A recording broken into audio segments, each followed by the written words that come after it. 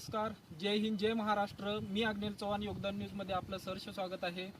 आपण आलेलो आहे कोल्हापूर जिल्ह्यामधील गोकुळ शिरगाव या ठिकाणाहून पुणे बेंगलोर हायवे पासून जो ग्रामीण भागांना एक मुख्य रस्ता जोडला जातो, गिरगाव म्हणा, खेबवडे आणि कंदलगाव, कनेरीमठ या शिवारामध्ये आपल्याला गेल्या काही 10 महिन्यापूर्वीच हा डांबरीकरण रस्ता या ठिकाणी बनवला होता।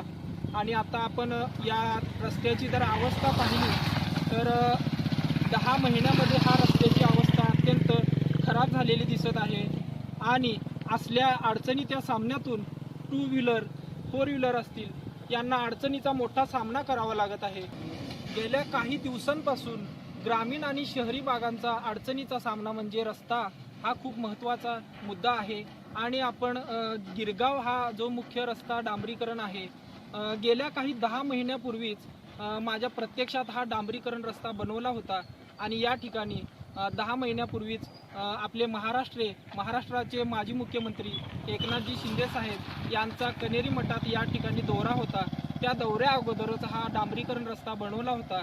पण आपण जर 10 महिन्यातच हा डांबरीकरण जर रस्ता बघितला तर अत्यंत वाईट परिस्थितीचा हा रस्ता दिसत आहे। आणि दुचाकीस्वारांना आणि 4 व्हीलरवाल्यांना या रस्त्यामुळे खूप अडचणीचा सामना करावा लागत आहे। आणि मोठमोठ्या पडलेल्या खड्ड्यांमुळे दुचाकीस्वारांसाठी हा मृत्यूचा सापळा बनलेला आपल्याला या ठिकाणी पाहायला मिळतो।